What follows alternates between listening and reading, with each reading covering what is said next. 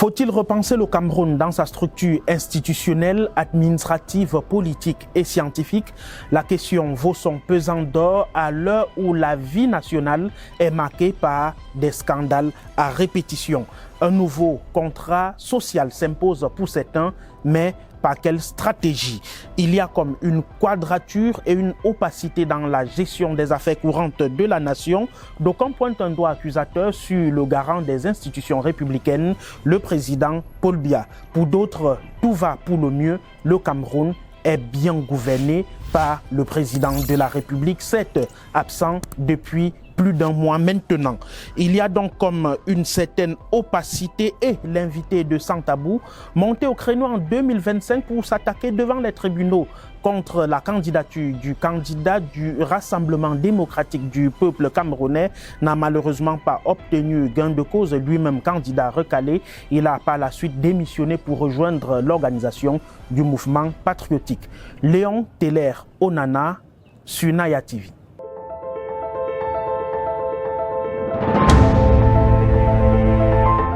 Léon Teller Onana, bonjour. Bonjour Monsieur Brand Kamnanga, bonjour à vos millions de téléspectateurs. Merci de me faire un honneur de venir sur votre plateau. C'est nous qui vous disons merci d'avoir honoré notre invitation.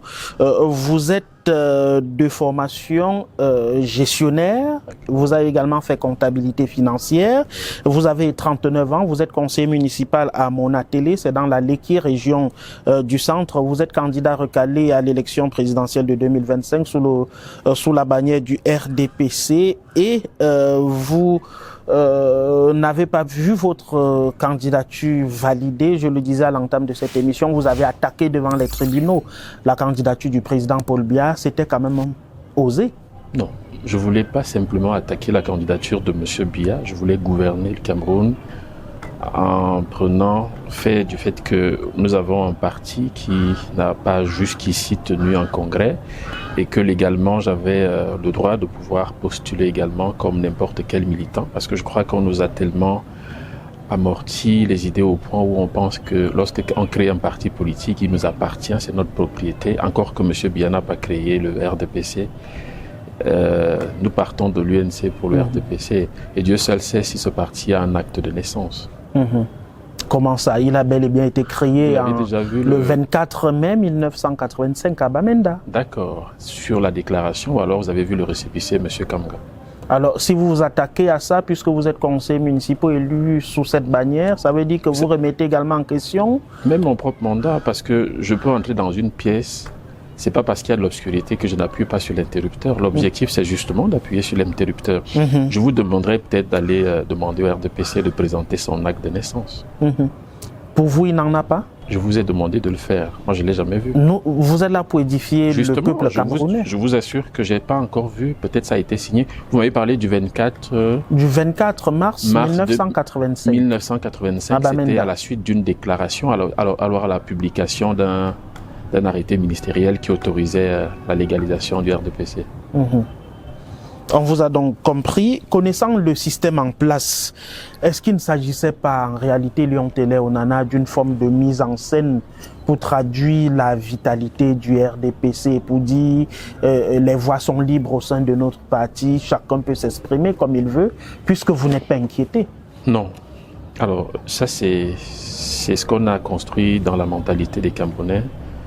Ça n'avait rien à voir avec une mise en scène, bien au contraire. Je crois que ce que je subis au quotidien, je ne peux peut-être pas l'exposer pour ne pas effrayer ceux qui veulent voir leurs enfants grandir. Vous savez très bien que c'est une technique qui pousse habituellement les Camerounais à se résigner, à ne plus parler de la politique. Donc, je suis le leader d'un mouvement politique désormais. Je suis censé encaisser les coups, avancer en protégeant ceux qui me suivent derrière. Donc, ça n'avait rien à voir avec une mise en scène. Je me suis présenté avec un projet.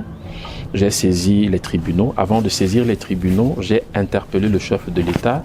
J'ai interpellé également ce qui faisait office de comité central, même dans l'illégalité dans laquelle ils évoluent jusqu'aujourd'hui. Et personne n'a voulu m'écouter. Du coup, je suis passé à l'offensive en présentant une candidature qui était sérieuse, en fait. Alors, maintenant, je ne sais pas sur quoi vous basez pour estimer que ça pouvait être une fantaisie ou alors un scénario. Non, c'est pas ça.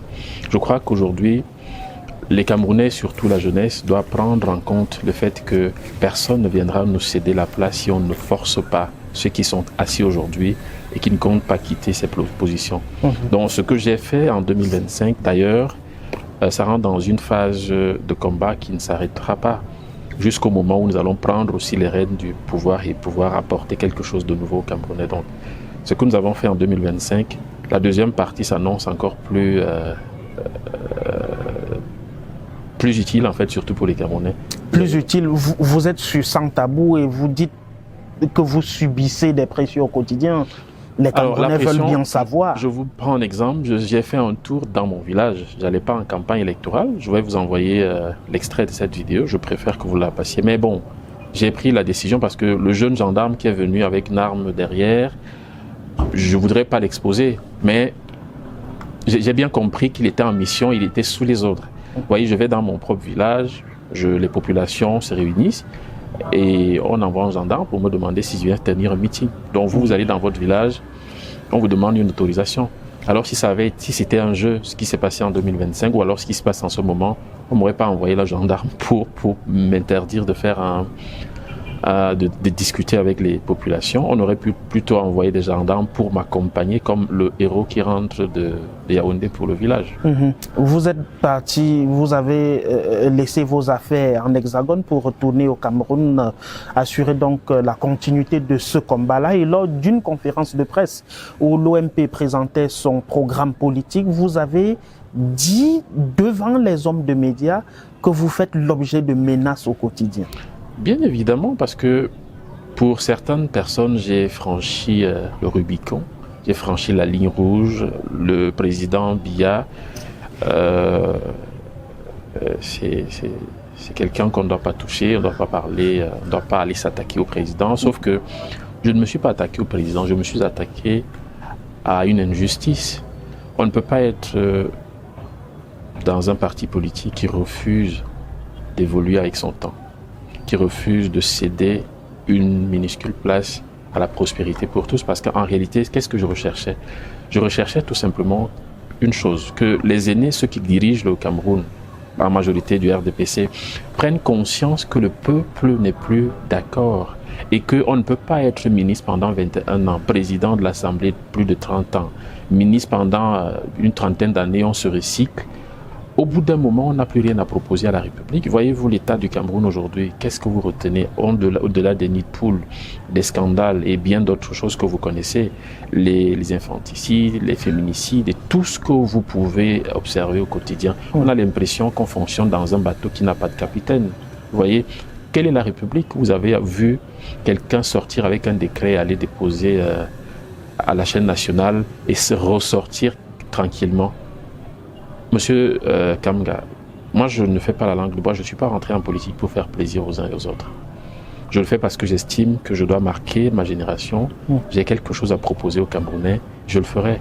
Est-ce que vous avez aujourd'hui l'impression, cette question j'ai l'habitude de la poser aux hommes politiques, est-ce que vous avez comme l'impression que votre combat change quoi que ce soit? Le RDPC n'a plus tenu de congrès depuis 2011 et puis quoi?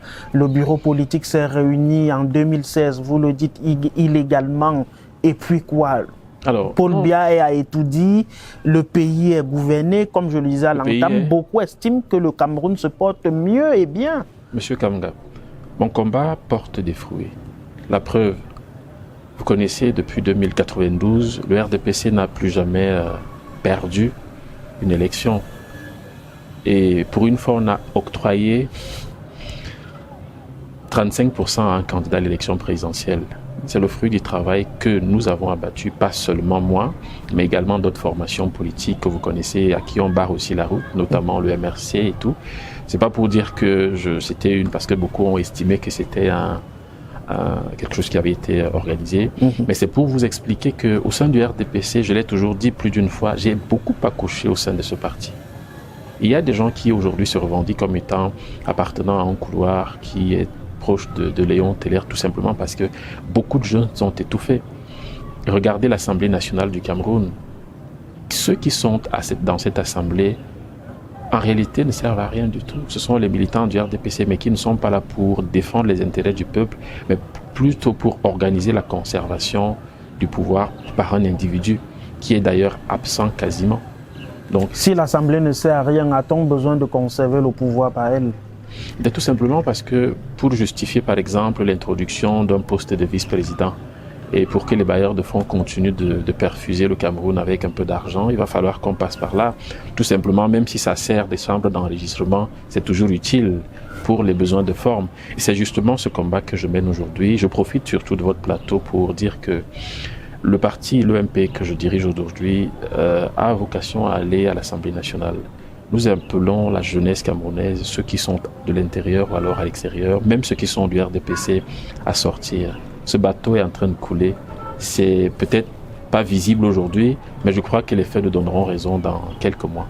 Vous êtes depuis le 12 septembre 2025 le président national de l'organisation du mouvement patriotique OMP, élu à la majorité absolue, disons-le ainsi. Comment comprendre qu'un militant qui intègre à peine un parti politique qui existe depuis un peu plus de 7 ans devienne subitement le guide, le leader? N'est-ce pas une autre forme de mise en scène? Non, non, pas du tout. C'est méconnaître l'histoire en fait. Je pense qu'il y a des jeunes dans notre pays qui ont vu comme vous aussi le combat que nous avons mené. Et pour rester cohérent avec mes idées, il fallait que je démissionne du RDPC. Je ne pouvais pas cautionner, je ne pouvais pas attendre l'élection, je ne pouvais pas continuer à mener un combat sans issue à l'intérieur du RDPC, alors que vous voyez bien que c'est une maison qui restera dans l'obscurité. Le RDPC n'existe que de nom. Les fonctionnaires qui sont là et qui soutiennent le RDPC le font tout simplement, non par conviction, mais parce qu'ils sont obligés de protéger leur mangeoire, comme on a l'habitude de le dire au quartier. Maintenant, comment je prends la tête de l'OMP? Vous savez, au moment où je démissionne du parti, bien avant la démission du parti, il y a certaines formations politiques qui m'ont proposé d'être leur candidat à cette élection, à la même élection présidentielle. Mais il fallait choisir. Il fallait le faire et j'ai voulu aller jusqu'au bout pour démontrer à cette jeunesse du RDPC que j'ai rencontrée pendant sensiblement plus de 5 ans, qui estimait que non, peut-être en forçant, on va sûrement avoir gain de cause, leur expliquer qu'avec des faits, des preuves, que ni le Conseil constitutionnel, ni ceux qui sont à l'intérieur du RDPC, qui sont les piliers, les barons du système, on va le dire comme ça clairement, ne sont pas du côté du peuple. Et qui ne sont pas là pour les intérêts du peuple. Et qu'il va falloir qu'on bouscule les choses autrement. Ce qu'on m'a fait à moi, on va le faire à vous, M. Kamgassi, vous avez la carte du RDPC. Vous êtes conseiller municipal RDPC. Non, en fait, je suis élu conseiller municipal. Sous la bannière du RDPC, c'était le 9 février 2020. Vous avez démissionné, mais vous restez conseiller municipal et ce mandat a été prorogé en avril dernier à l'issue de la révision de la loi sur la prorogation du mandat des conseillers municipaux. Vous avez également décrié cette prorogation du mandat des conseillers municipaux et des députés. Pourquoi vous n'avez pas démissionné? Qui sont ceux qui nous signeront les actes, les copies certifiées pour la constitution des dossiers pour être candidat, pour les remplacer? Ce sont ces maires. C'est comme si vous me demandez de quitter le tatami parce que les règles de jeu ne sont pas bonnes. Si je quitte le tatami, l'adversaire va se balader tout simplement et criera victoire. Je suis dans cette histoire tout simplement parce que je ne compte pas abandonner le combat parce que les règles ne sont pas justes. Je vais mener ce combat à l'intérieur. Alors la preuve, je ne siège pas, j'attends qu'il m'attaque. Tout simplement. Ça ne m'empêche pas personnellement d'appuyer les populations qui sont à ma charge politiquement, d'aller un peu partout, pas seulement dans la Léquier, dans le sud-ouest, dans le littoral, dans le centre, dans le Fundi, un peu partout où je peux aller pour apporter ma contribution d'élu, pas seulement en posant des actes, mais tout simplement en apportant au moins cette attention-là à cette population-là. Donc, la question de la démission aurait été un bon spectacle pour les médias que vous êtes, mais sur le plan stratégique, simplement. Les mêmes gens vont me dire demain, on ne signe pas les dossiers de l'OMP parce que vous avez dit que nous n'avons pas le droit d'être là. Vous comprenez bien. Hein? Et ça, c'est la stratégie du RDPC. Lorsqu'ils agissent ainsi, je suis contre la prorogation. Maintenant, j'ai ma façon à moi de protester. La dernière assise au conseil municipal, j'y ai pas assisté, tout simplement. Mais je reste légaliste. de la même manière que le président fait 30 jours ou 36 jours à l'extérieur. Moi aussi, je suis conseiller municipal, je ne bouge pas et je vais mener ce combat de l'intérieur. Et je vous prends un exemple simple. Lors des prochaines élections, ces gens ont pour habitude, comme d'habitude, comme vous le savez, de ne pas signer les dossiers des opposants. C'est-à-dire, ils font une rétention de signature, ils rentrent chez eux. Mais le problème est que je suis conseiller municipal, selon eux, selon leur prorogation. Mais je verrai donc comment ils feront pour ne pas signer les dossiers de l'OMP. Vous comprenez ce que je veux dire? Alors, est-ce que les téléspectateurs internautes doivent comprendre que vous restez conseiller municipal parce que vous avez besoin d'accès aux signatures? Justement, pas du tout. Je reste conseiller municipal selon leur propre prorogation, tout en contestant le fait que cette prorogation-là est injustifiée et ne cadre pas avec la loi. Je vous ai pris juste un exemple. Vous êtes sur une scène, comme Nganou par exemple, notre champion, et on lui dit les règles sont injustes, comme vous le savez, devrait-il quitter la scène pour laisser le soin à l'adversaire de gagner sur tapis blanc? Tout parce que ce sont eux qui fixent les règles. Et il faut aller les battre sur ce terrain-là. Vous comprenez? Sur le plan juridique, ils ne peuvent pas m'attaquer. Et je vais pouvoir aussi défendre pas seulement les militants ou alors les candidats de l'OMP, mais les candidats des autres formations politiques, tout simplement, qui voudront bien... Parce que de toute façon, nous sommes condamnés à ça. Ils ont une majorité obèse, ce sont eux qui contrôlent pratiquement les 360 communes du Cameroun. Comment on fait pour légaliser? Et l'ECAM va vous dire demain que non, vraiment, le document que vous avez envoyé, il n'y a pas la signature d'un maire dessus. Qu'est-ce que vous faites? Votre dossier est rejeté et le RDPC continue à gouverner la commune contre la volonté du peuple. Non, le RDPC ne gère pas 360 communes, c'est 312 sur 360. Peu importe, mais je dis 360 communes parce que ce sont eux qui perfusent financièrement ces communes-là. Même c'est les communes qui sont tenues par l'opposition, c'est le RDPC qui décide de combien on vous envoie. C'est pour ça. Est-ce que vous avez au moins un œil sur la gestion du conseil municipal de Mona Télé? Si on vous dit que j'ai un œil dessus, on vous ment. Pourquoi? Tout simplement parce que la bonne question aurait été de demander est-ce que le maire qui gouverne, qui est à la tête de la commune de Mona Télé, sait où il va? Il connaît même son rôle? Non, il ne connaît ni son rôle. Si vous ne participez ou pas aux activités du conseil municipal, comment sauriez-vous s'il travaille? Vous savez pourquoi? Si le cahier de charge des conseillers durant le temps respecté. légal de mon mandat, j'y ai participé. Vous comprenez? Je vais vous envoyer une vidéo, vous allez peut-être introduire ça dans votre émission. Durant le temps où le mandat était légalement reconnu, selon la loi du Cameroun et la loi électorale, j'ai participé aux travaux. Mais sorti de là, je me mets aussi en retrait conformément à ce que je considère comme étant un abus de prorogation. Vous comprenez? Maintenant, le maire de la commune de Mona Télé et son exécutif, ils ont eu 5 ans pour travailler, mais ils n'ont rien foutu. Tout comme les autres maires RDPC, dont le rôle est de gérer le budget d'investissement public, de distribuer les marchés à leurs petits copains et tout ce qui va avec. Leur rôle n'est pas de travailler, ils ne savent pas ce que c'est. Ils n'ont pas de feuille de route, ils n'ont pas de projet de civilisation pour les populations. Je ne peux pas attendre ça de ce maire-là. Vous comprenez? Il ne m'attend pas pour implémenter quelque chose qu'il doit connaître déjà. Comme je vous ai dit, on dit habituellement chez nous que le poisson pourrait par la tête. Alors voilà, ne demandez pas au maire qui est parachuté sur décret du comité central de faire quelque chose de précieux aux populations.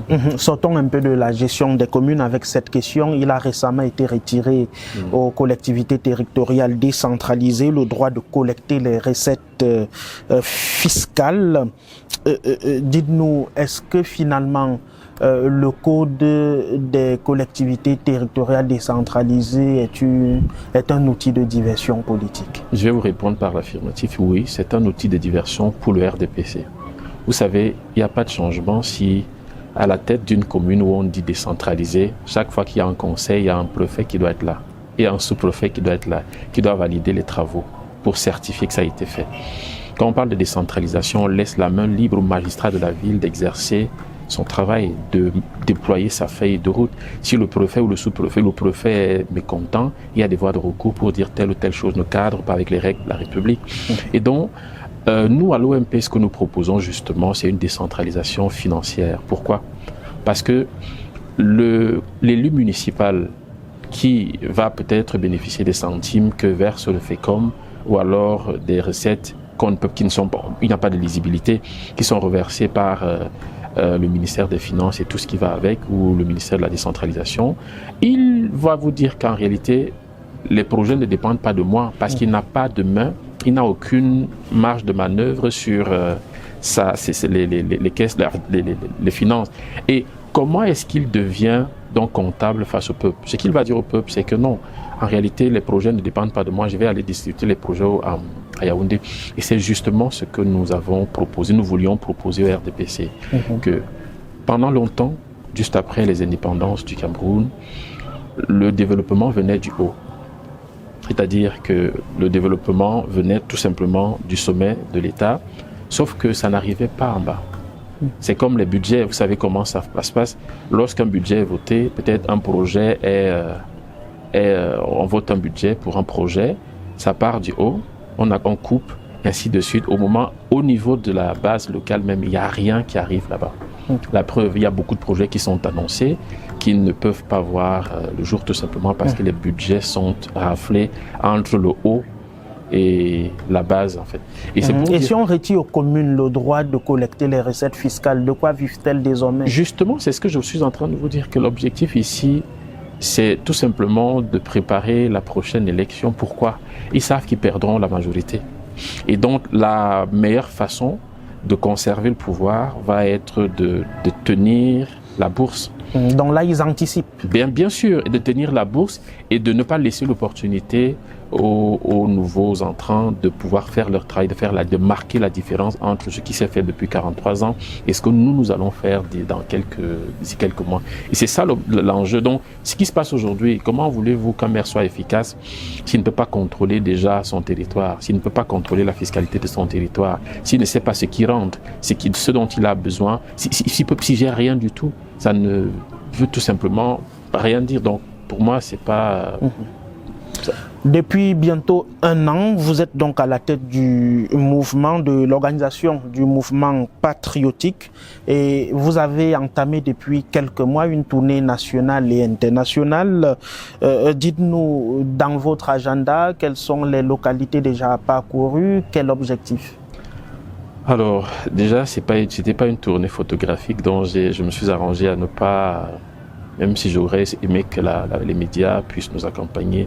Mais bon, je suis allé dans le sud-ouest, j'ai visité quelques villages, je suis allé dans le littoral et j'ai fait le centre. Vous savez, je ne peux pas me déployer. Il y a d'autres camarades qui sont aussi sur le terrain. Ça, je parle de moi en tant que président national du parti. Dans le nord, on a des camarades qui travaillent. À l'ouest, nous avons des camarades qui travaillent également. Dans le Fundi, c'est-à-dire dans la région du centre, il y a des camarades qui travaillent. Je suis allé aussi lancer le parti au niveau de la diaspora. Pourquoi? Parce qu'on a toujours, aujourd'hui, je vois que le ministre des Finances va vers la diaspora pour solliciter des milliards. Mais à cette diaspora-là, on a toujours l'habitude de dire que c'est une diaspora inutile, c'est une diaspora rebelle. Mais aujourd'hui, on se rend compte que cette diaspora est utile pour le Cameroun. Et moi, je profite de cette occasion pour dire à la diaspora, nous avons tenu une réunion la dernière fois et j'ai promis que je reviendrai, je vais parcourir pas seulement la France, mais les autres pays. J'ai été en Belgique. Je vais me rendre dans quelques semaines au Canada pour rencontrer les membres de l'OMP là-bas, pas seulement les militants de l'OMP, mais la diaspora camerounaise au Canada et même aux États-Unis également. L'objectif ici est de bâtir un parti capable d'aller à la conquête, pas seulement des sièges, mais d'aller à la conquête du pouvoir. Vous savez, je connais bien le parti en place, le régime en place. Il n'y a pas de parti politique en face, mais c'est un régime, c'est un groupuscule de personnes qui ont les mêmes intérêts, sauf ce qui concerne le peuple en fait. On a 372 partis politiques. Oui, mais... Vous ne pouvez pas dire que le Cameroun n'a pas plusieurs partis? Oui, je parle ici, moi je n'ai rien contre les autres partis d'opposition, ils ne sont pas au pouvoir. Je parle bien évidemment du RDPC qui gouverne le Cameroun depuis 43 ans. Ce que je veux dire par là est que je veux bâtir une formation politique réelle, une formation politique solide, où on peut éventuellement appeler les uns et les autres à venir participer à une réunion. On voit des hommes et des femmes engagés, capables de pouvoir implémenter quelque chose sur le terrain. C'est pour ça que je me suis décalé un peu de la prospection médiatique pour aller sur le terrain, écouter les populations et essayer d'adapter aussi, parce que on peut s'asseoir derrière un bureau, on adapte des projets qui ne correspondent même pas du tout à la réalité locale. Prenez un exemple simple. Comment pensez-vous que au XXIe siècle, en 2026, l'enseignement technique soit uniforme en fait. C'est-à-dire que ce qu'on enseigne à Bamenda, c'est la même chose qu'on enseigne à Bafia, c'est la même chose qu'on enseigne à Touboro. Il y a quelque chose qu'il faut changer. Et pour connaître ces réalités-là, il faut aller vers les populations, il faut aller les écouter, il faut enlever la veste et aller écouter ce qui se passe. C'est par là qu'on peut justement sortir quelque chose d'utile. Une tournée loin des caméras à l'étape du Sud-Ouest, par exemple, qu'est-ce que vous avez constaté sur le terrain en rapport avec la crise anglophone? Vous disent les populations? Ces populations sont fatiguées. Mais j'ai vu plutôt des personnes qui ne sont pas prêtes à abandonner.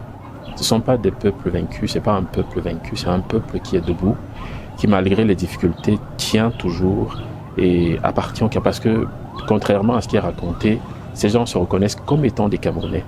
Mais ils ne se reconnaissent pas dans la politique que mène le RDPC depuis 43 ans. Je l'ai décrié lorsque j'étais membre de ce parti. J'ai été très ravi d'être accueilli par des...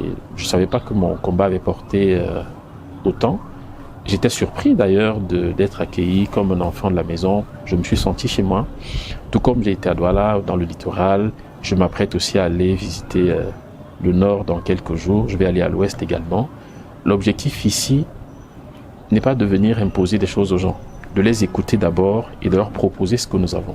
Peut-être on y reviendra tout à l'heure. On y reviendra bien évidemment. Dans votre programme politique, vous optez pour la régionalisation.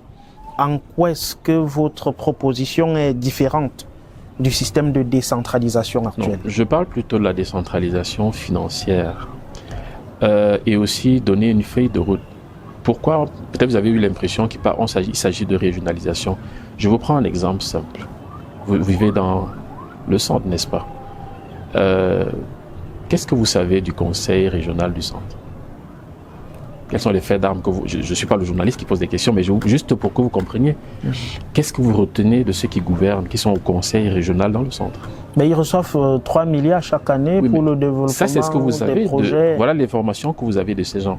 Mais qu'est-ce que, de manière concrète, qu'est-ce que vous retenez d'eux? Qu'est-ce qu'ils ont fait? Quelle est leur influence dans le quotidien des Camerounais? Non, aucune influence, tout simplement. Et c'est justement ce qu'il faut changer. Vous voyez, depuis longtemps, on nous fait savoir que c'est le haut qui doit décider. Encore qu'en 2026, le haut est absent, le sommet est absent. On ne sait pas si quelqu'un dirige ce pays, la preuve. Le président Paul Biya est au pouvoir. Il est en ce moment en Suisse, il est au pouvoir, c'est vrai. C'est pas la première fois, il est en séjour privé. On ne peut pas le lui interdire. Dites-moi, M. Kamga, je sais que vous êtes quelqu'un de très instruit, vous êtes l'un des meilleurs journalistes de notre génération. Citez-moi un autre président qui fait plus de 30 jours hors du pays, hors de son propre pays. En Afrique.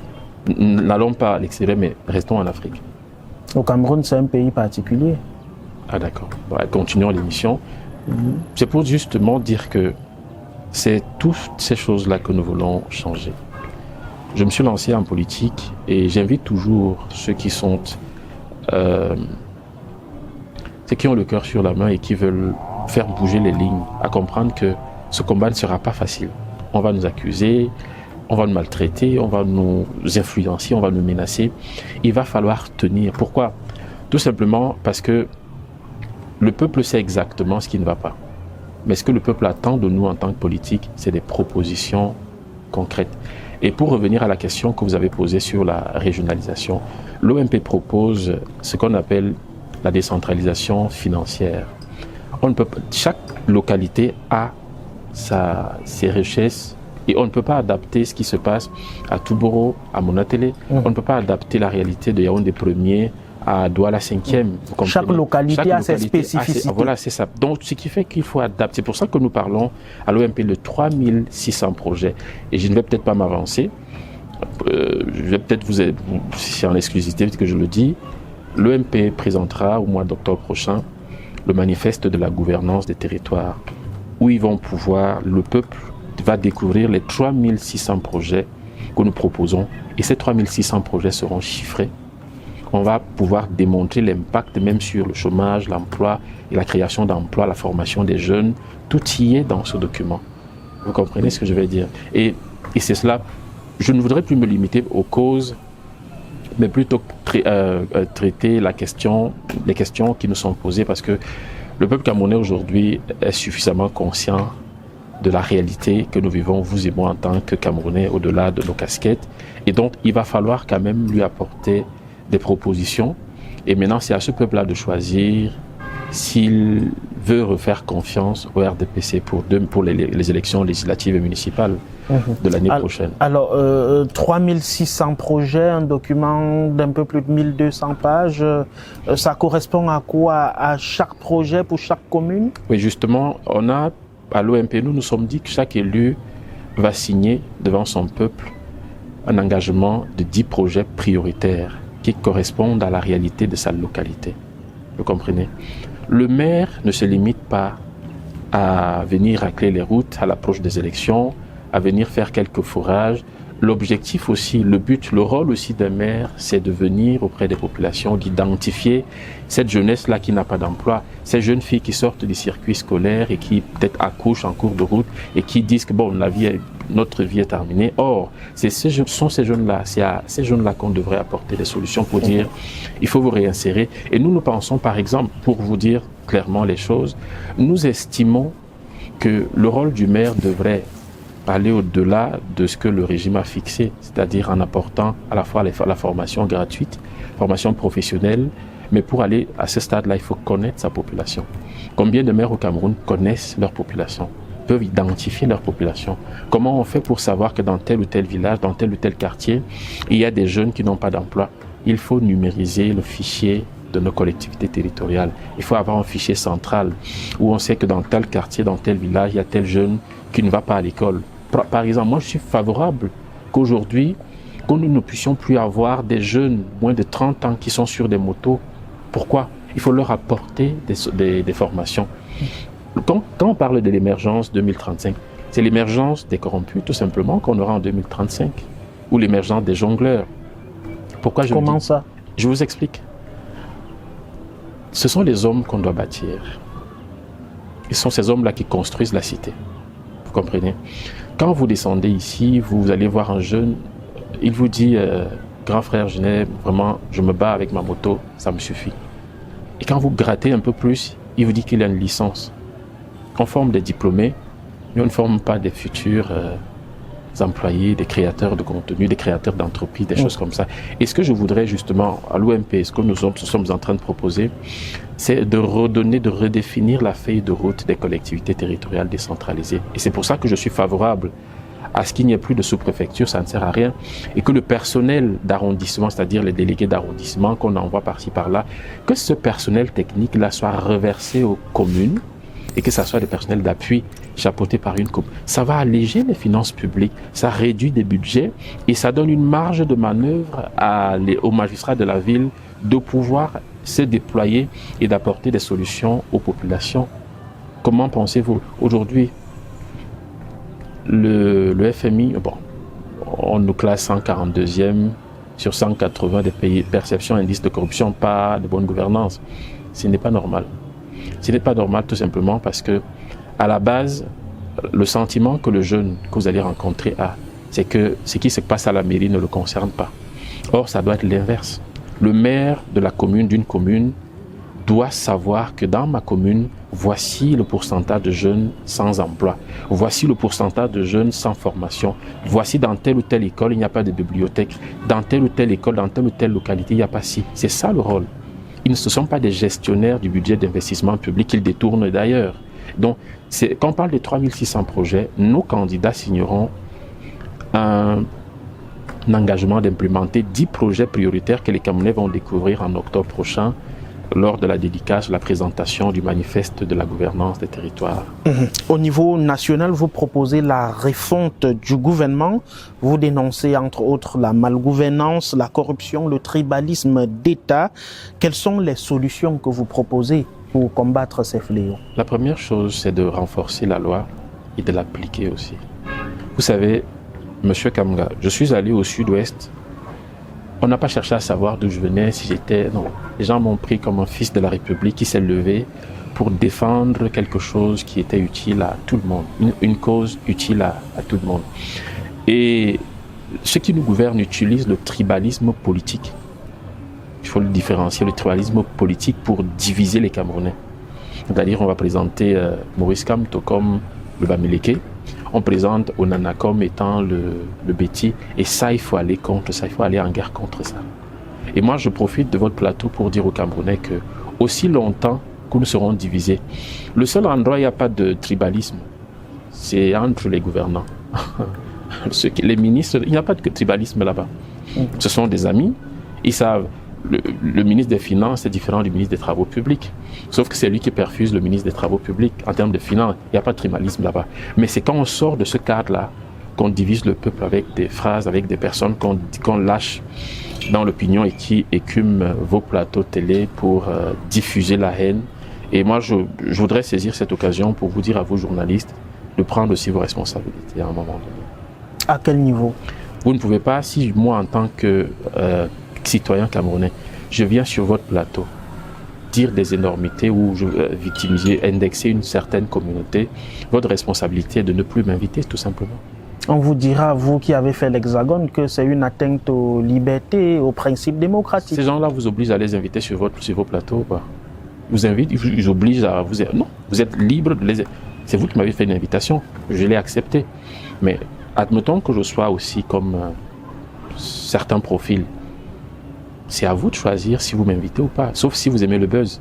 À un moment donné, on va se rééduquer. On ne peut pas compter sur ceux qui nous gouvernent. Des séquences de tribalisme, des petites phrases, des buzz, tout ça là qui occupe la population, ça les aide à avancer. Entre-temps, depuis que le président a prêté serment, le gouvernement est inexistant, il est absent. Lui-même, on l'a vu seulement le 20 mai dernier. Basta, plutôt. Vous allez le revoir peut-être sur la télé le 31 décembre pour vous souhaiter une nouvelle année difficile.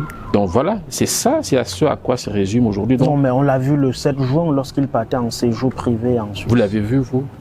Vous avez vu sa voiture, vous l'avez vu? Je l'ai vu. Ah bon? Oui. Bah, les téléspectateurs retiennent que vous êtes proche du président. Merci beaucoup. De toute façon, il est bel et bien parti en séjour privé le 7 juin dernier. Pour le moment, au sein de l'organisation du mouvement patriotique, vous êtes le seul élu. Comment est-ce que vous comptez faire pour gouverner? Ça ne représente pas grand-chose. Lorsque le PASTEF a pris le pouvoir au Sénégal, il y avait combien de députés? Combien d'élus? Vous ne connaissez pas, n'est-ce pas? Il y avait très peu d'élus. Vous comprenez? Et c'est après l'élection présidentielle qu'ils ont obtenu la majorité. Voilà. Je pense qu'on ne devrait pas se limiter à ce stade. Il faudrait aussi dire aux Camerounais, je profite de votre plateau pour dire aux Camerounais que l'OMP est disposé à accorder l'investiture à tout Camerounais capable de résister à la tentation de la corruption. Si vous remplissez ce seul critère, c'est-à-dire le moment venu, vous intégrez les listes de l'OMP comme candidat conseiller ou candidat député et que vous êtes sûr de résister à la tentation de la corruption et tout ce qui va avec, vous êtes le bienvenu et je suis disponible, je suis ouvert. Notre site internet est aussi ouvert aux candidatures, c'est www.ompleparti.com. Les candidatures sont reçues électroniquement, il y a des numéros de téléphone, ils peuvent appeler et que les gens ne se limitent pas au niveau des frais de caution. Je sais que le SMIC est à 45 000 ou bon, pour ceux qui ont la chance à 60 000, mais je crois qu'on peut se battre entre nous pour justement apporter une réponse concernant la gestion des cautions lors des prochaines échéances. J'invite vraiment les Camerounais à nous rejoindre, pas pour suivre Léon Teller, mais pour venir, pour qu'on bataille pour récupérer le contrôle des collectivités territoriales et le Parlement.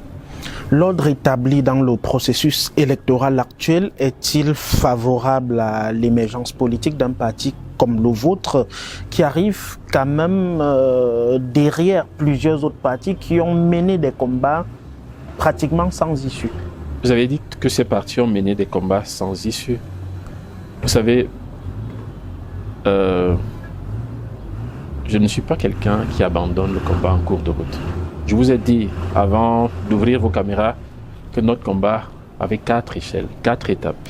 Vous pouvez les citer? Non, nous sommes à la deuxième étape, qui est celle de ramener les Camerounais à la table, au point de rendez-vous, au point de bascule. Le point de bascule ici, c'est le contrôle des institutions qui dirigent la République. On contrôle le Parlement, on doit le contrôler le Parlement, on contrôle les collectivités territoriales.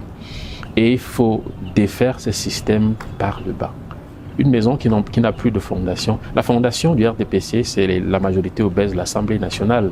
Ce sont ces maires-là qui se reconnaissent maires pour organiser des championnats de vacances et venir distribuer des 1000 francs aux Camerounais. Mais au niveau d'implémenter regardez bien, Yaoundé, Douala, partout, Maroua et tout, partout dans le Cameroun, vous allez voir que depuis quelques semaines, il y a des banderoles avec d'un côté un maire et de l'autre côté le visage du président de la République, festif foot, machin. Voilà la limite de ces gens-là. Or, après le foot, il faut bien manger. Pour manger, il faut travailler. Pour travailler, il faut être formé. C'est ce qu'on attend des gens.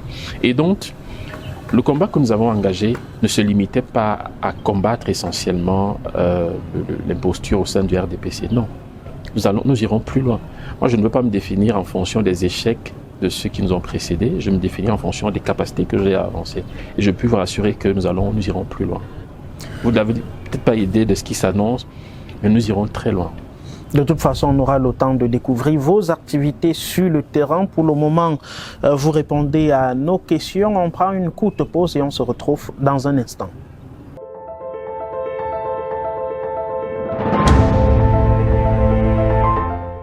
Retour sur Sans Tabou, vous êtes sur Naya TV et nous sommes heureux de vous savoir toujours aussi nombreux à vous connecter sur nos différentes plateformes digitales.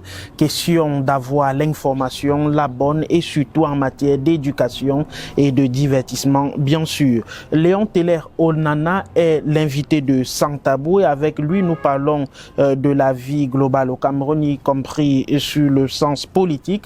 Léon Teller Onana, vous travaillez en ce moment sur un ouvrage intitulé « Nouveau contrat social au-delà du libéralisme communautaire ». On dirait que le libéralisme communautaire vous tient quand même à cœur. Non, pas du tout.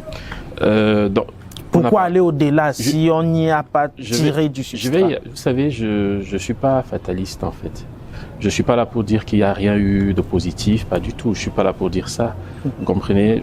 Dans cet ouvrage, nous avons rendu un vibrant hommage à ceux qui ont bâti le Cameroun, passant d'André Marimbita, d'Aïdjo, et on a même reconnu quelques mérites au président, tout en présentant aussi les insuffisances justement du libéralisme communautaire qui a accouché le tribalisme politique dont on évoquait tout à l'heure.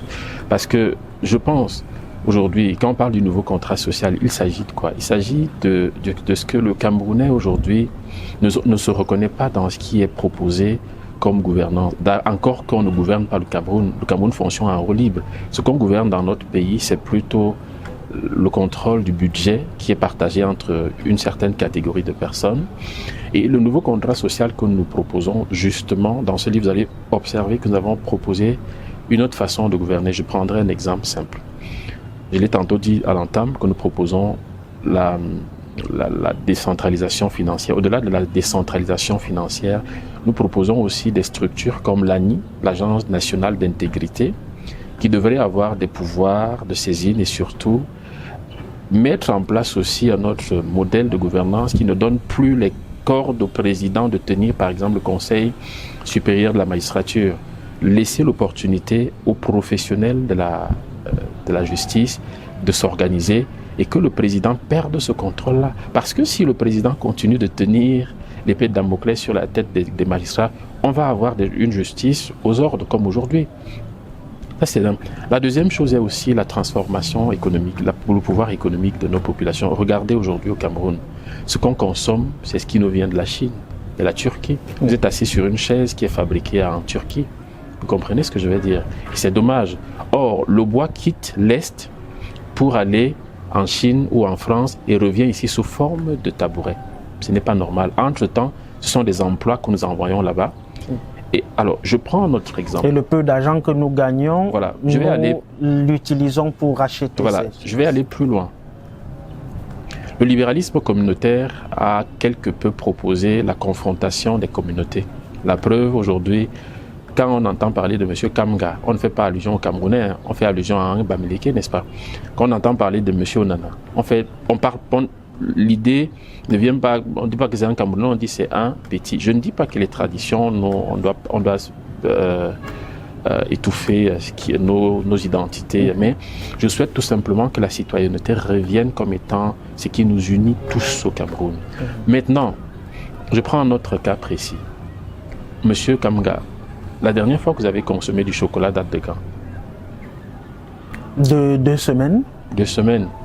Or, nous produisons du cacao ici. J'ai bien compris qu'il y a des usines de fabrication de chocolat, désormais de transformation. Gloire à Dieu, j'apprécie ça. Mais il y a d'autres secteurs comme ça, où nous produisons des choses qui sortent du pays et reviennent ici justement pour la consommation. On ne peut pas être un pays de consommation, il faudrait qu'on soit un pays de production. Et donc dans ce nouveau contrat social-là, nous pensons que la richesse du Cameroun ne devrait plus sortir à 100% à l'état brut.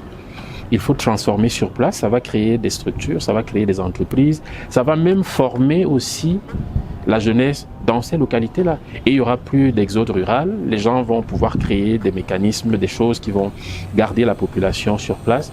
Et c'est des choses qui peuvent être, on a chiffré, que vous allez lire dans l'ouvrage et que vous allez pouvoir constater dans le prochain ouvrage d'octobre qui va spécifier, chiffrer et donner même des noms de certains projets que nous voulons implémenter dans chacune des localités. Donc, alors, au-delà du libéralisme communautaire, vous dites sorti au mois d'octobre? Oui, non. Au même titre que le mandat? Le nouveau contrat social sort dans quelques semaines, dans quelques mois ou plus tard, au mois de septembre. D'accord. Et maintenant, le manifeste de la gouvernance des territoires sera publié disponible au mois d'octobre.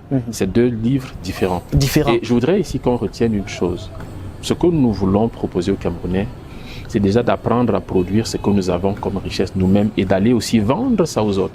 J'aimerais que demain, le bateau qui quitte le Cameroun ne quitte plus avec un bois brut, qu'il quitte avec des chaises pour aller les vendre en France, pour aller les vendre en Chine.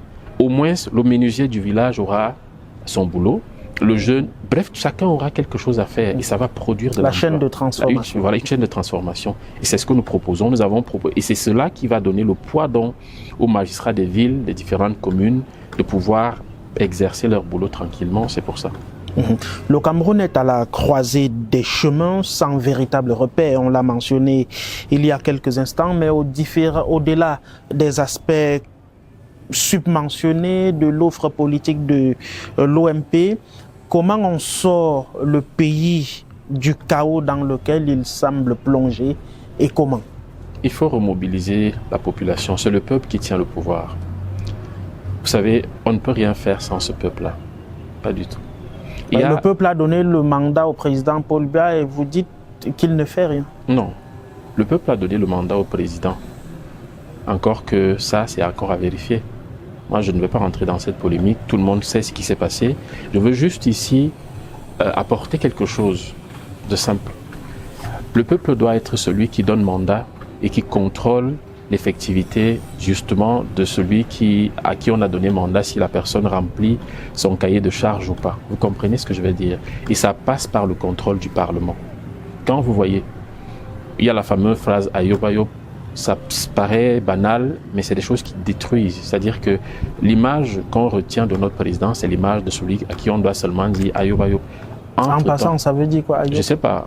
En haut, c'est ce que ça veut dire en langue. Ouais, merci. Ça, voilà. Et ça n'a rien à voir avec les attentes du peuple. Quand le président a été élu sur la base de quoi? D'un projet? Monsieur Kamga, il a été élu parce qu'on vous a dit qu'il est le plus expérimenté, que c'est lui qui garde la stabilité. Mais seulement la stabilité ne nous aide pas. Je suis pour la stabilité, je suis pour la paix, je suis pour l'unité du Cameroun. Je suis pour que les régions anglophones, la partie nord du Cameroun qui subit les assauts de Boko Haram, qu'il y ait du calme là-bas. Mais le problème, c'est qu'on dit ventre à famine à point d'oreille. Pour avoir un ventre plein, il faut avoir un travail. Il faut être formé, il faut être encadré. Combien de Camerounais ont des contrats aujourd'hui? Je vais peut-être prendre un gardien, quelqu'un qui va s'occuper de la sécurité ou alors un chauffeur. Et lorsqu'il viendra, il faut bien que je lui fasse un contrat de travail, que je puisse l'affilier à la CNPS. S'il lui arrive un problème, qu'il ait une sécurité sociale. Alors, quel est le projet de civilisation? Ils n'en ont pas. Et c'est justement ce que nous proposons. Le nouveau contrat social que nous défendons aujourd'hui, c'est un nouveau contrat social où chaque Camerounais sera à sa place.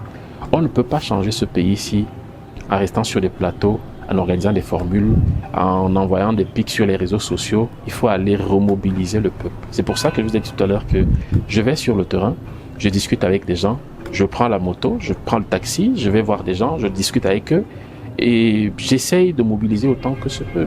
Je vais aller jusqu'au bout. C'est un travail qui va étape par étape. On va y arriver. Je profite de votre plateau pour dire aux Camerounais, n'ayez plus peur.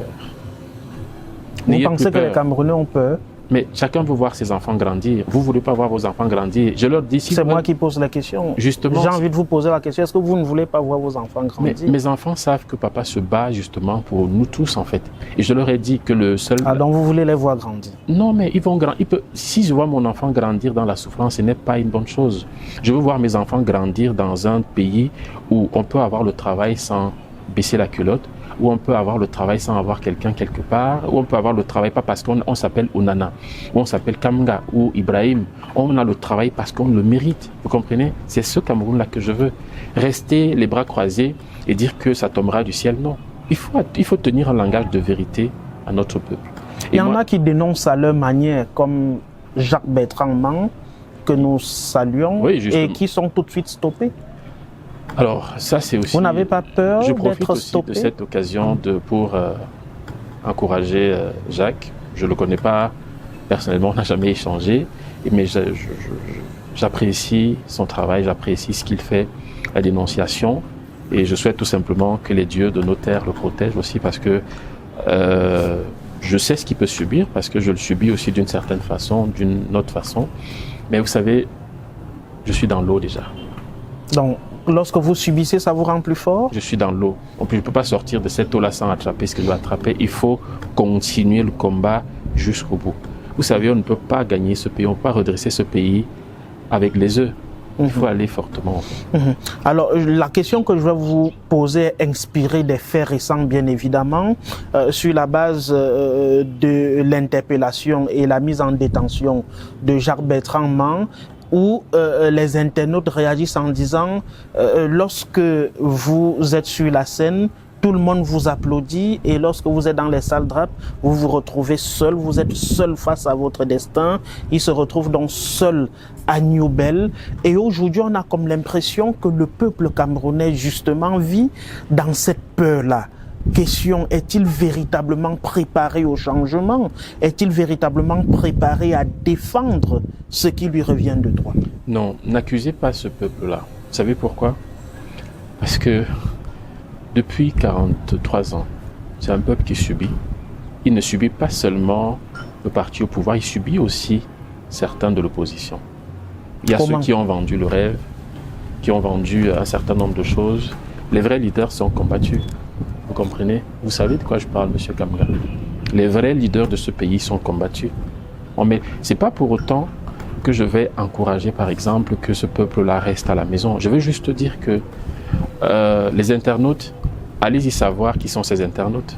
Qui vous dit que ce ne sont pas les ministres qui ont des faux profils, qui viennent dire des choses comme ça, justement pour diffuser le découragement, pour rendre les gens paresseux, pour dire que non, faites tout ce que vous voulez, on peut crier comme vous voulez, rien ne va changer. Mais dans la réalité, on a demandé, d'après ces déclarations, 2 millions et il n'a rien eu. Ça veut dire que le peuple l'a lâché. Le peuple qui l'applaudit tous les jours. Vous voulez que je vous dise la vérité? Dites-nous. Quand vous êtes parti de chez vous, vous avez vu un peuple qui est riche ou pas? Non. Alors, c'est peut-être ça la raison. Ne voyez toujours pas l'abandon. Vous voyez aussi la difficulté que croit ce peuple-là. Il y a des gens qui n'arrivent pas à... Il y a des gens dans nos hôpitaux qui meurent parce qu'ils n'ont pas 1000 francs. Pour se rendre à l'hôpital, je prends un exemple simple. Il y a des gens à l'arrière-pays qui meurent de morsure des serpents en 2026. Parce que partir de là où ils sont, pour rejoindre le centre de santé, il n'y a même pas de seringue, il n'y a rien du tout, il n'y a absolument rien du tout. Il faut attendre 1 heure de temps parce que la route est mauvaise. Vous comprenez? Donc c'est pour dire que je pense que nous, en tant que leaders politiques, nous devons descendre, rassurer ces populations. C'est pour ça que d'emblée, je vous ai dit, nous sommes sur le terrain loin des caméras. Je vous avoue que c'est une expérience à vivre. C'est une expérience à vivre. J'ai croisé, d'ailleurs, vous allez, bon, mais les responsables de la communication de l'OMP diffuseront en temps voulu certaines images. J'étais au marché d'Etoudi, par exemple. Je suis allé communier avec les populations du marché d'Etoudi. Et quelques temps plus tard, quelques jours après, le maire a été piqué de colère. Il est allé raser parce qu'il y a un opposant qui est passé au marché.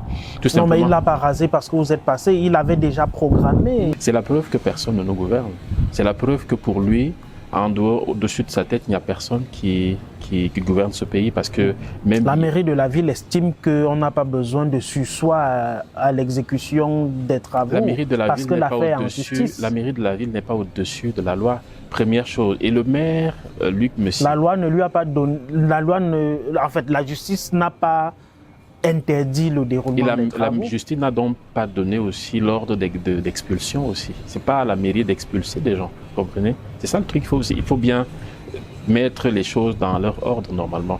Et le maire l'a fait tout simplement parce qu'il nous a... Il y a eu des délibérations de la communauté urbaine validées par le préfet d'Umfundi. Oui, le préfet justement en justice a déclaré qu'il n'était pas au courant de l'expulsion des comment on appelle des commerçants. On ne peut pas construire un marché avec les commerçants. Non, justement, le marché a été construit à l'époque de Timevuna. Il y avait des commerçants. Alors, l'immeuble de la mort, ce qu'on a appelé l'immeuble de la mort, il y a eu des réflexions, n'est-ce pas? On n'a pas eu besoin de casser. On n'a pas eu besoin de casser. C'est juste des mécanismes de détournement de fonds qui sont organisés par ces gens-là. Il y a des nids de poules. Quand vous êtes venu, M. Kamga, le maire de la ville, l'objectif n'est pas d'aller casser, de vendre des marchés par-ci, par-là. Son but, son rôle est d'apporter quelque chose de bien aux populations. Vous comprenez? Ce n'est pas d'expulser des pauvres commerçants qui ne demandent qu'à être encadrés normalement. Il y a d'autres choses. Il y a par exemple des nids de poules, il y a par exemple l'électrification même des quartiers que monsieur Messi peut faire. Quel est son bilan? Il est maire super maire de la ville. Il n'a aucun bilan dans la ville, sincèrement. Donc, il l'a fait par émotion. Là, il a été piqué par une crise parce que nous sommes allés au marché et il a estimé qu'on était en train de vouloir transformer l'électorat de Yaoundé premier, pas pour le RDPC mais pour l'OMP, c'est son problème. Mais simplement, nous allons suivre cette histoire qui est désormais en justice et nous allons rassurer les populations que les commerçants seront soutenus de cette façon. Nous évoquions le peuple il y a un instant. Est-ce que ce peuple est disposé au changement? Si oui, de quelle façon? Le peuple est disposé au changement, mais ce peuple attend aussi de nous, en tant que leaders, d'aller vers lui et de le rassurer. Comme je vous ai dit d'emblée que ce peuple a été abusé, ce peuple a été méprisé, pas essentiellement par le RDPC, mais aussi par une certaine opposition, des personnes qui ont dit oui. L'opposition n'est pas dans la gestion des affaires? Non, vous savez, quand vous venez, si je viens aujourd'hui, je dis au peuple que je vous propose 3600 projets. Je ne vous trahirai jamais. Et demain, je me retrouve en train de m'acoquiner à ces gens-là. Qu'est-ce que ça va donner? Ça ne va rien donner. Et ces gens-là, les jeunes ne me feront plus confiance. C'est pour ça que je vous dis d'emblée que ceux qui pensent que ce que nous faisons aujourd'hui, c'est une mise en scène, se trompent lourdement. Parce que je paye un prix, Monsieur Kamga. Je paye un prix aussi. Je paye un prix. Il est une chose de créer un parti politique, d'être à la tête d'un parti politique. Il en est une autre de pouvoir le diriger, de pouvoir assurer ce qui va avec. Vous comprenez ce que je veux dire? On se déplace, nous n'avons pas de soutien. Les Camerounais payent très peu de cartes. D'ailleurs, j'invite ceux qui nous suivent à aller sur le site et à aller payer leur carte de membre pour ceux qui veulent nous rejoindre. Et au-delà de tout, il faut répondre à certaines choses. Nous avons par exemple offert une fenêtre d'opportunité à ceux qui sont opprimés par l'État, une assistance juridique que l'OMP apporte. C'est des choses comme ça qu'on apporte aux compatriotes. C'est la même chose qu'on a apporté au marché d'Etoudi, aux commerçants d'Etoudi qui nous ont sollicités. C'est la même chose qu'on apporte aux taximens, à nos amis mototaximens qui nous sollicitent pour ci ou ça. On essaye d'apporter cette assistance-là, juridique et politique, parce qu'on se dit que le parti politique ne se limite pas simplement à la dénonciation, mais aussi on peut proposer des choses et accompagner le citoyen au quotidien. Et c'est par ces fenêtres-là que le changement arriverait? En les rassurant, en les mobilisant et en les amenant à accepter que lors des prochaines élections législatives et municipales, le fait de voter, de rester devant le bureau de vote, et parce que l'élection municipale et législative est différente de l'élection présidentielle qui a une circonscription unique. Ces élections-là, ce sera au sol, comme on dit. Ce sera sur place qu'on sait qui est maire et qui ne l'est pas. Vous comprenez? Et donc, ce sont ces populations-là qui doivent décider. Et parce qu'on a laissé l'impression aux gens que aller à ces élections, c'est gagner d'avance par le RDPC. C'est archi faux. C'est archi faux. Je vous dis, j'ai été dans le système, je vois, ces gens sont en panique. C'est pour ça qu'ils ne peuvent pas organiser ces élections. Ils n'ont pas envie de les organiser. Donc voilà. Léon Télé Onana, votre temps de parole est terminé, mais on vous accorde temps additionnel 2 minutes pour nous dire quels sont vos rêves pour le Cameroun. Monsieur Kamga, je rêve d'un Cameroun où les Camerounais ne se demanderont plus d'où vous venez, où on ne demandera pas à quelqu'un de donner sa région natale pour avoir un travail. Un Cameroun où on ne va pas baisser la culotte pour avoir un emploi. Un Cameroun où il ne faut pas forcément baisser la jupe d'une jeune fille pour lui donner de l'emploi. Un Cameroun où on peut se soigner dans un hôpital avec un plateau technique relevé. Un Cameroun où lorsqu'un maire est élu, il est élu justement pour apporter des solutions, pour apporter par exemple la formation à ces jeunes qui sont sortis du circuit scolaire. Un Cameroun qui transforme ses propres richesses, qui transforme son bois, qui transforme son cacao, qui transforme son or, qui ne vend pas des choses à l'état brut. Un Cameroun où lorsque on coupe les billes de bois, on les remplace et on crée des usines, des structures sur place et on va également vendre à l'extérieur. Tout simplement. Je veux un Cameroun où les Camerounais vont arrêter de se poser la question de savoir qu'est-ce qu'on va manger demain parce que nous avons la capacité d'atteindre l'autosuffisance alimentaire. Et je rêve aussi d'un Cameroun où la politique ne va pas se limiter au tribalisme. C'est pour ça que je parle d'au-delà du libéralisme communautaire. Je n'ai pas voulu dire au tribalisme communautaire, mais je voudrais que le Cameroun aujourd'hui, les Camerounais, se regardent en termes de frères et sœurs, en termes de citoyens. Je veux un Cameroun où n'importe qui, lorsqu'il est abusé, peut solliciter la justice et cette justice-là répond favorablement à sa demande, peu importe face à qui il a affaire. Voilà le Cameroun que je souhaite et c'est ce Cameroun-là que je veux et que je vais implémenter demain comme président de la République. Vous avez en arrière-plan le palais de l'unité. Vous avez le rêve d'y accéder comme locataire. Je suis en chemin, j'avance vers là. Vous y croyez? J'y crois fermement. Léon Télé Onana, merci. Merci à vous. C'était Sans Tabou sur Naya TV avec le président de l'organisation du mouvement patriotique, Léon Télé Onana. Merci de nous avoir regardés et merci de faire confiance au programme de Naya TV. Vous rêvez d'une nouvelle maison, d'un investissement sûr ou de simplifier la gestion de vos biens? Mapiol est la solution. Grâce à nos services adaptés à vos besoins, Mapiol vous accompagne à chaque étape de votre projet immobilier. Mapiol, c'est aussi la plateforme immobilière entièrement digitale qui s'adapte à vos préférences et à vos sélections pour vous recommander des propriétés qui répondent le mieux à vos critères. Avec Mapiol, simplifiez-vous la vie en bénéficiant de nos différents offres et services immobiliers, notamment l'achat, la vente, la construction, la location, le financement et l'investissement.